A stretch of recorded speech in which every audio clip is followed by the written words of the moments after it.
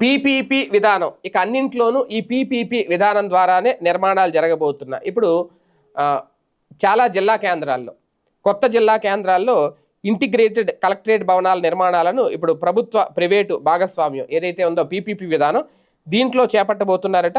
ఈ విధానంలో ముందుకు వచ్చే సంస్థలు ప్రభుత్వ అవసరాలకు తగ్గట్టుగా నిర్మాణాలు చేపడతాయి. కలెక్టరేట్తో పాటు వాణిజ్య సముదాయాలు, విద్యా సంస్థలు కూడా నిర్మించే అవకాశం ఉంది. ఇది జరిగితే ఈ భవనాల నిర్మాణానికి ప్రభుత్వం పెద్ద ఎత్తున నిధులు కేటాయించాల్సిన అవసరం కూడా తగ్గుతుంది. ఒక్కో కలెక్టరేట్ నిర్మాణానికి 100 కోట్ల వరకు ఖర్చు అవుతుందట.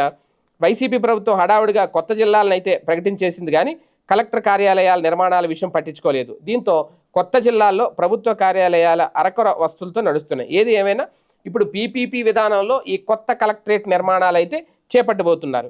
అయితే ఇక్కడ కీలకమైన అంశం అదే, ఈ భవన నిర్మాణాలను కూడా ప్రభుత్వ ప్రైవేటు భాగస్వామ్య విధానంలో చేపట్టడం. అంటే స్థానికంగా ఇప్పుడు ఒక జిల్లా కలెక్టరేట్ ఉంటే అక్కడ ప్రైవేటు భాగస్వామ్యం, అక్కడ ఎవరైనా విరాళాలు ఇవ్వాలి.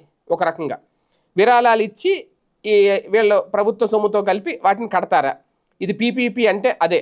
అంటే ఈ పీపీపీ విధానంలోనే విరాళాలు, కాకపోతే దీనికి ఒక ప్రభుత్వ ప్రైవేటు భాగస్వామ్యం అంటేనే కలిసి చేయడం, పార్ట్నర్షిప్, సంయుక్తంగా.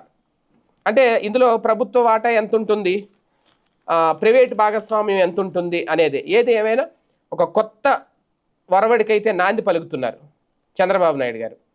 అది ఎంతవరకు సక్సెస్ అవుతుంది?